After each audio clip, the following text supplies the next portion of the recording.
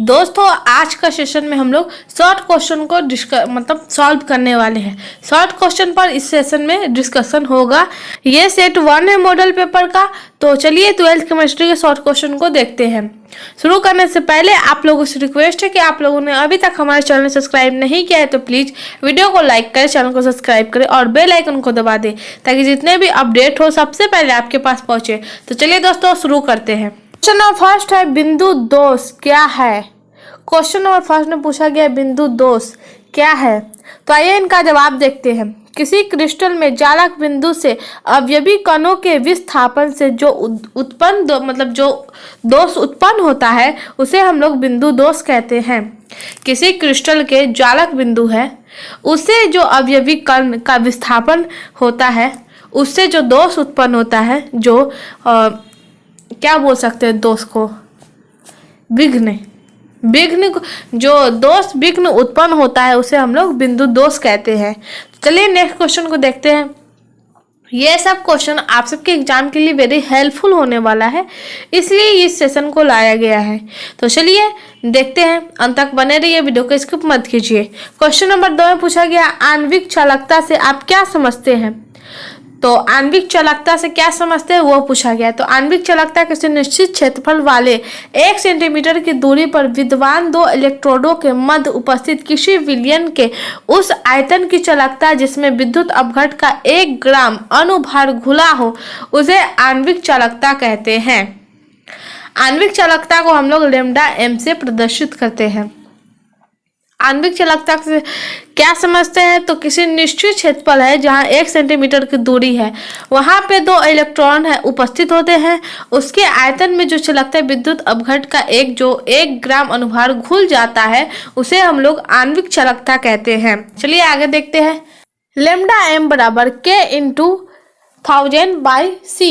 तो k बराबर होता है विशिष्ट चालकता, जहाँ c विलयन की सांद्रता और जिसकी इकाई मोल प्रति लीटर है इसे मोल सांद्रता भी कहते हैं, जिसे m से प्रदर्शित किया जाता है। तो क्वेश्चन नंबर 2 सॉल्व हो चुका है। पूछा गया था आणविक चालकता से आप क्या समझते हैं। तो आणविक चालकता 1 सेंटीमीटर की दूरी पर होते हैं जिसमें 2 इलेक्ट्रोड उपस्थित होते हैं।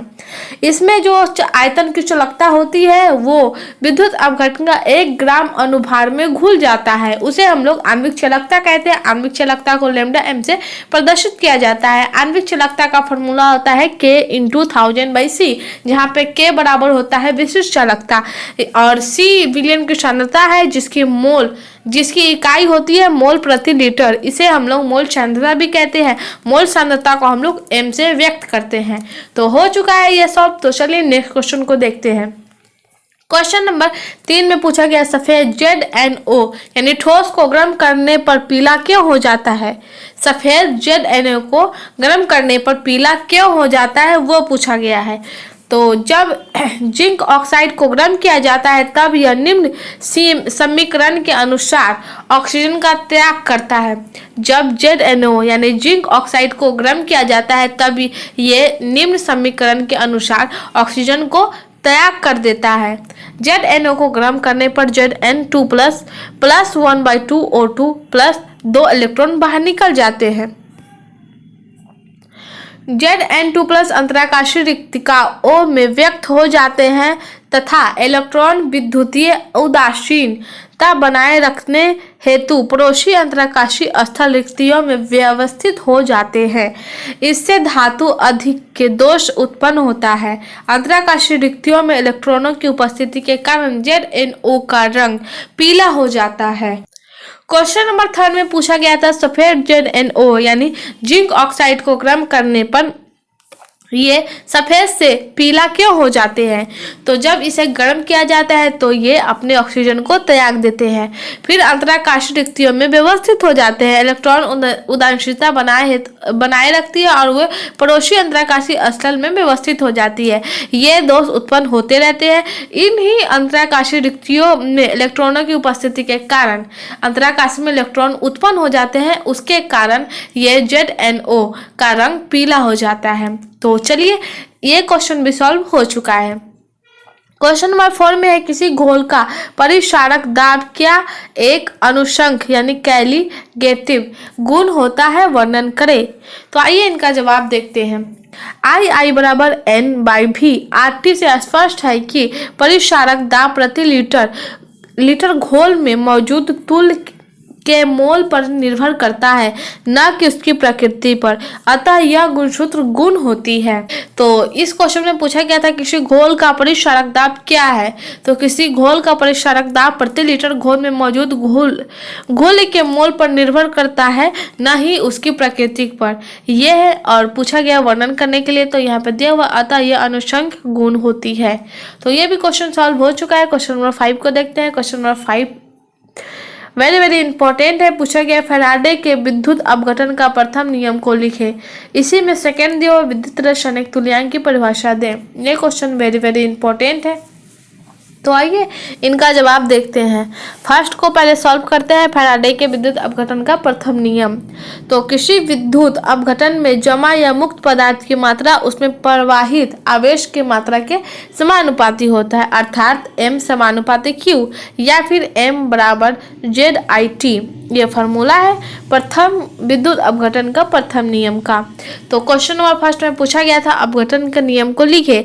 तो नियम है किसी भी अपघटन में जमा या उसे मुक्त पदार्थ की मात्रा बोल सकते हैं। तो मुक्त पदार्थ की मात्रा उसमें जो प्रवाहित आवेश की मात्रा होती है उसके समानुपाती होती है, अर्थात M समानुपाती Q।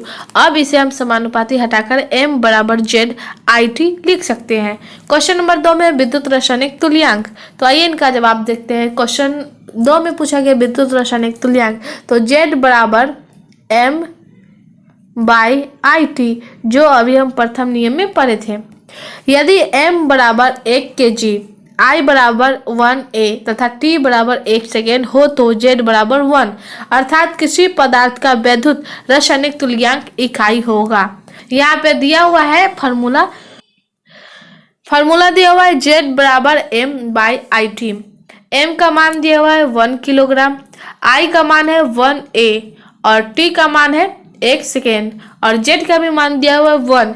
ये सब पदार्थ वैद्युत रासायनिक तुल्यांक इकाई होगा यदि एक की धारा 1 सेकेंड तक प्रवाहित करने पर 1 kg पदार्थ जमा या मुक्त होता है। तो ये भी क्वेश्चन सॉल्व हो चुका है। विद्युत तुल्यांक रासायनिक क्या है, तो वो है विद्युत रासायनिक तुल्यांक किसी पदार्थ का वैद्युत रासायनिक इकाई होता है कब, जब Z बराबर M/IT होगा और M का मान 1 kg, I बराबर 1A और T का मान 1S होगा और Z का भी मान 1 होगा, तब ये विद्युत रासायनिक तुल्यांक इकाई होगा। यदि 1A की धारा 1S तक प्रवाहित करने पर 1 kg पदार्थ जमा या मुक्त होता है। तो ये भी क्वेश्चन सॉल्व हो चुका है। बढ़ते हैं अगले क्वेश्चन की तरफ। क्वेश्चन नंबर 6 है धातु निष्कर्षण में फ्लक्स की क्या भूमिका है। तो आइए इनका जवाब देखते हैं। फ्लक्स वह पदार्थ है जो गैंग से संयोग कर गलित धातुमल बनाता है। यहाँ पे पूछा गया था धातु निष्कर्ष में फ्लक्स की क्या भूमिका है, तो बता दिया है फ्लक्स वह पदार्थ है जो गैंग से संयोग कर गलित धातुमल बनाता है। सिंपल से जवाब है, क्योंकि ये सेशन शॉर्ट क्वेश्चन का डिस्कशन के बारे में है तो शॉर्ट में आंसर देना था। तो फ्लक्स वह पदार्थ है जो गैंग से संयोग कर गलित धातुमल बनाता है। तो चलिए नेक्स्ट क्वेश्चन को देखते हैं। क्वेश्चन नंबर 7 है निम्नलिखित का रासायनिक नाम एवं संरचना लिखें। तो फर्स्ट में है फ्रीयोन, सेकेंड में है टेफ्लॉन और थर्ड में है वेस्ट्रोन और फोर्थ में है वेस्ट्रोसोल। तो फर्स्ट है फ्रीयोन। तो फ्रीयोन है डाइक्लोरीन डाइफ्लोरीन मीथेन, जिसका रासायनिक नेम तो दिया हुआ है और संरचना है CCl2F2। इसका उपयोग फ्रीज यानी ठंडा करने के लिए किया जाता है। फ्रीयोन का उपयोग ठंडा करने के लिए किया जाता है।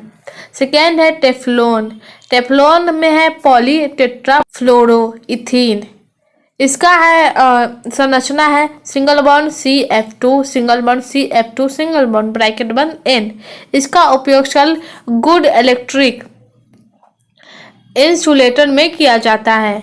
फ्रीयोन का प्रयोग फ्रीज यानी ठंडा करने के लिए किया जाता है, लेकिन टेफ्लॉन का प्रयोग गुड इलेक्ट्रिक इंसुलेटर के लिए किया जाता है। अब थर्ड और फोर्थ की बारी है। थर्ड में है वेस्ट्रॉन 1122 टेट्राक्लोरो इथेन।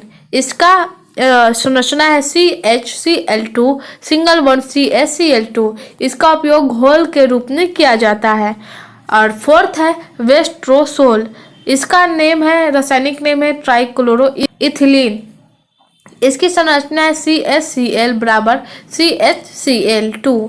इसका उपयोग घोलक, कीटनाशक इत्यादि में किया जाता है। तो ये भी क्वेश्चन सॉल्व हो चुका है। इसमें पूछा गया था फ्रीयोन, टेफ्लॉन, वेस्ट्रॉन, वेस्ट्रोसोल। तो फ्रीयोन का प्रयोग फ्रीज यानी ठंडा करने के लिए किया जाता है। टेफ्लॉन का प्रयोग गुड इलेक्ट्रॉनिक इंसुलेटर के लिए किया जाता है। वेस्ट्रॉन का घोल बनाने के लिए किया जाता है और वेस्ट्रोसोल का घोला, कीटनाशक इत्यादि इन सब में किया जाता है। तो ये भी क्वेश्चन सॉल्व हो चुका है। क्वेश्चन नंबर 8 है फ्रीऑन 12DDT कार्बन टेट्राक्लोराइड तथा आयोडोफॉर्म में उपयोग दीजिए। तो आइए इनका जवाब देखते हैं। फ्रीऑन यह अत्यधिक अस्थायी, निष्क्रिय तथा निरावेशी गैसें हैं। यह एरोसोल, प्रोनोदक, प्रशीतक तथा वायु शीतलन में किया जाता है। फ्रीऑन। अब हम लोग देख लेते हैं DDT का प्रयोग। इसका उपयोग मलेरिया फैलाने वाले मच्छरों तथा टाइफाइड वाहक जुओं को समाप्त करने में किया जाता है। आगे है कार्बन टेट्राक्लोराइड। इसका उपयोग प्रोनोदक के उत्पादन में किया जाता है। औषध उत्पादन तथा सामान्य विलायक के रूप में होता है। घरों में दाग धब्बे हटाने वाले द्रव तथा अग्निशामक के रूप में होता है। लास्ट है आयोडोफॉर्म। इसका उपयोग प्रारंभ में प्रतिरोधी के रूप में किया जाता था। अब इसका उपयोग युक्त अन्य दवाइयों में किया जाता है। तो पूछा गया था इसमें उपयोग क्या, इन सभी का उपयोग क्या क्या है वो। तो एरोसोल, प्रोनोद ये सब किया जाता है। इन सब में DDT का प्रयोग किया जाता है मलेरिया फैलाने वाले मच्छर और कीटनाशकों को समाप्त करने के लिए। कार्बन टेट्राक्लोराइड का प्रयोग किया जाता है औषध उत्पादन, सामान्य विलायक के रूप में। आयोडोफॉर्म का प्रयोग किया जाता है अन्य दवाइयों में। पहले इनका प्रयोग प्रतिरोधी के रूप में किया जाता था, लेकिन अब इसका उपयोग युक्त अन्य दवाइयों में किया जाता है। तो चलिए नेक्स्ट क्वेश्चन को देखते हैं। क्वेश्चन नंबर 9 है विटामिनों को किस प्रकार वर्गीकृत किया गया है। रक्त के थक्के जमने के लिए जिम्मेदार विटामिन का नाम बताइए। इस क्वेश्चन में पूछा गया रक्त के थक्के जमने के लिए जिम्मेदार विटामिन का नाम दीजिए। जल तथा वसा में विलेयता के आधार पर विटामिनों को 2 सतहों में वर्गीकृत किया गया है। फर्स्ट है वसा विलेय विटामिन, सेकेंड है जल में विलेय विटामिन। इस वर्ग में उन विटामिनों को रखा गया है जो वसा तथा जेल में विलेय है, परंतु जल में अविलेय में विटामिन A, D, E तथा K है। ये यकृत तथा एडिपोस ऊतक में संग्रहित रहते हैं। वसा विलेय विटामिन है जो जल में नहीं घुलते, नहीं घुलने के साथ साथ इसमें विटामिन A, D, E तथा K होते हैं।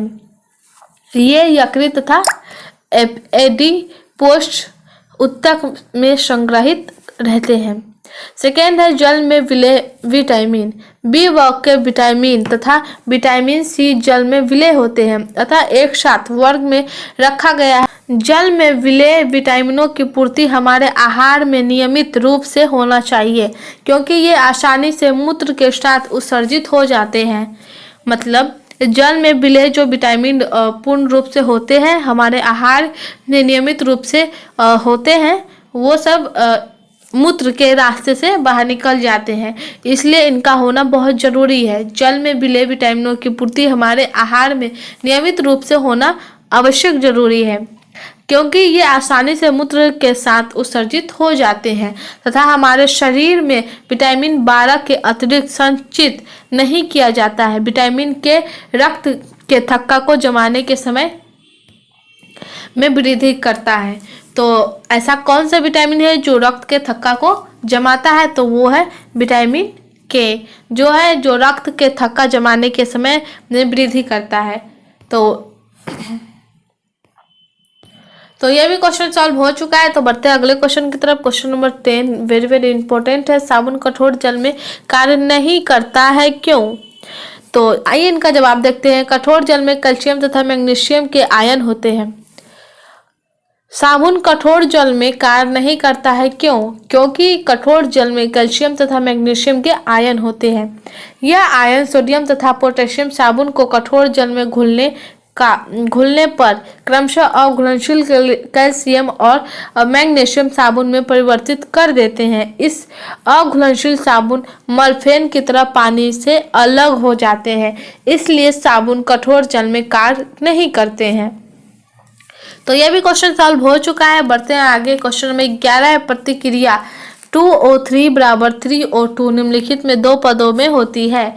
O3 तेज है, O2 प्लस O, और जब इसे धीमा कर दिया जाता है तब ये 2O2 हो जाता है।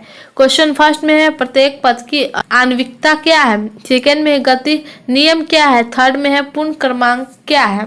तो इनका जवाब देखते हैं। फर्स्ट है पहले पद के आणविकता 1 है, दूसरे पद की आणविकता 2 है। सेकेंड क्वेश्चन में पूछा गया था गति नियमित धीमा पद से निर्धारित किया जाता है, चूंकि R बराबर KO3O, परंतु O एक अस्थायी मूलक है, कोई प्रतिकारक नहीं है, अतः O का व्यंजक पहले पद से प्राप्त होता है। क्रिया के नियम के अनुसार O2O/O3 बराबर K, चूंकि O बराबर KO3/O2 इसलिए R बराबर KO2O3 स्क्वायर O2। थर्ड में है O3 के लिए क्रमशः 2, O2 के लिए क्रमशः -1, और इसलिए पूर्ण क्रमांक होगा 2 - 1 बराबर 1। तो 3 क्वेश्चन सॉल्व हो चुके हैं। कैसे कैसे क्या क्या करना है आप बस उसे समझ लीजिएगा। चलिए नेक्स्ट क्वेश्चन को देखते हैं। क्वेश्चन नंबर 12 है संक्रमण धातु रंगीन यौगिक का निर्माण करते हैं, क्यों?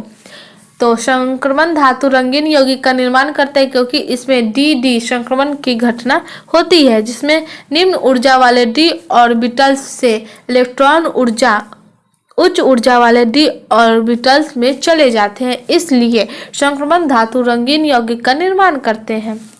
तो चलिए नेक्स्ट क्वेश्चन को देखते हैं। क्वेश्चन नंबर 13 है जर्मेनियम क्रिस्टल की विद्युत चालकता गैलियम के साथ मिलाने पर क्यों बढ़ जाती है?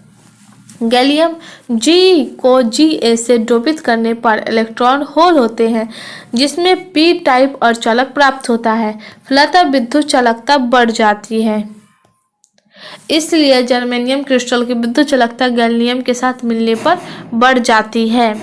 तो ये भी क्वेश्चन हो चुका है। क्वेश्चन नंबर 14 है H2S अम्ल है जबकि H2O उदासीन है, क्यों?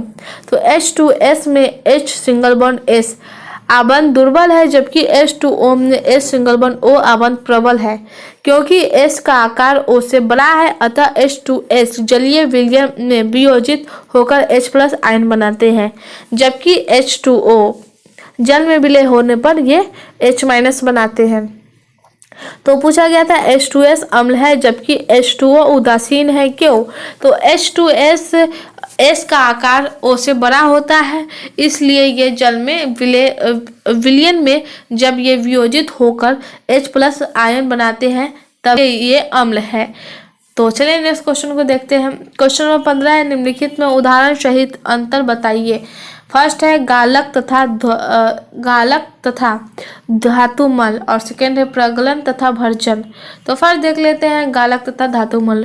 वे रासायनिक पदार्थ जो अयस्क में उपस्थित अगलनीय अशुद्धियों को गलनीय बनाने के लिए प्रयुक्त किए जाते हैं गालक कहलाते हैं। गालक किसे कहते हैं? वे रासायनिक पदार्थ जो अयस्क में उपस्थित अगलनीय अशुद्धियों को, अगलनीय जो नहीं गलने वाला जो अशुद्धि है वो गलनीय बनाने के लिए प्रयुक्त किए जाते हैं, उसे हम लोग गालक कहते हैं। जबकि गालक तथा अगालनीय अशुद्धि की क्रिया से निर्मित पदार्थ धातुमल कहलाता है। उदाहरण है आयरन। आयरन के निष्कर्षण में लाइम स्टोन यानी गालक का प्रयोग किया जाता है, जो सिलिका अशुद्धि के लिए अशुद्धि से क्रिया करके कैल्शियम सिलिकेट यानी धातुमल बनाता है। क्वेश्चन नंबर 2 में पूछा गया था प्रगलन तथा भर्जन। तो प्रगलन में अयस्क को कुछ अपचायक पदार्थ यानी मुख्य तौर पर बोल सकते हैं कार्बन की उपस्थिति में धातु में परिवर्तित करने के लिए गर्म किया जाता है, जबकि वायु की सीमित मात्रा की उपस्थिति में अयस्क को गलनांक से नीचे गर्म करने के लिए भर्जन कहलाती है यानी रोस्टिंग कहलाती है। रोस्टिंग किसे कहते हैं? जब वायु की सीमित मात्रा की उपस्थिति में अयस्क को गलाते हैं, मतलब नीचे गर्म करने की क्रिया जो होती है उसे हम लोग रोस्टिंग या फिर भर्जन कहते हैं। तो चलिए नेक्स्ट क्वेश्चन को देखते हैं। क्वेश्चन नंबर 16 है साइक्लोहेक्सामीन एनिलीन से ज्यादा क्षारीय होते हैं, क्यों? तो एनिलीन में नाइट्रोजन पर इलेक्ट्रॉन पेयर स्वतंत्र नहीं होता तथा अनुनाद बनाता है। साइक्लोहेक्सामीन में इलेक्ट्रॉन पेयर स्वतंत्र होता है जो दाता का काम करता है। साइक्लोहेक्सामीन ज्यादा क्षारीय होता है। तो साइक्लोरामीन एनिलीन से ज्यादा क्षारीय होता है, क्यों? तो एनिलीन में नाइट्रोजन पर इलेक्ट्रॉन पेयर स्वतंत्र नहीं होते हैं और वो अनुनाद बनाता है, जबकि साइक्लोहेक्सामीन में इलेक्ट्रॉन पेयर स्वतंत्र होते हैं और वो दाता का काम करते हैं, इसलिए ज्यादा क्षारीय होते हैं। क्वेश्चन नंबर 17 है थ्रेशोल्ड ऊर्जा क्या है? किसी धातु के सतह के लिए आपतित फोटॉन के ऊर्जा का वह न्यूनतम मान जो धातु के सतह से एक इलेक्ट्रॉन के बाहर निकल सकता है उसे थ्रेशोल्ड ऊर्जा कहते हैं। थ्रेशोल्ड ऊर्जा वो धातु के सतह है जो आपतित फोटॉन के ऊर्जा का वह न्यूनतम मान, मतलब सबसे कम मान जो होता है धातु की सतह से एक इलेक्ट्रॉन जब बाहर निकल जाता है, उसलिए उसे हम लोग थ्रेशोल्ड ऊर्जा कहते हैं। क्वेश्चन नंबर 18 है जारण को परिभाषित करें। जारण वायु की अधिकता में सांद्रित अयस्क को द्रव्यनाक से कम ताप पर ऑक्साइड में परिणत करने के तापीय प्रक्रम को जारण कहते हैं।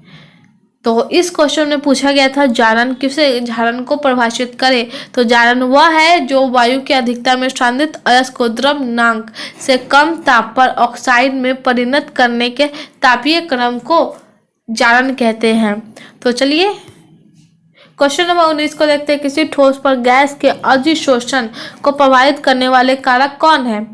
तो ये भी क्वेश्चन वेरी वेरी इंपॉर्टेंट है। तो किसी ठोस पर गैस के अधिशोषण को प्रभावित करने वाले निम्नलिखित है। फर्स्ट है अधिशोषक का प्रकृति एवं पृष्ठ क्षेत्रफल, सेकेंड है ताप, थर्ड है दाब और फोर्थ है ठोस अधिशोषक की सक्रियता।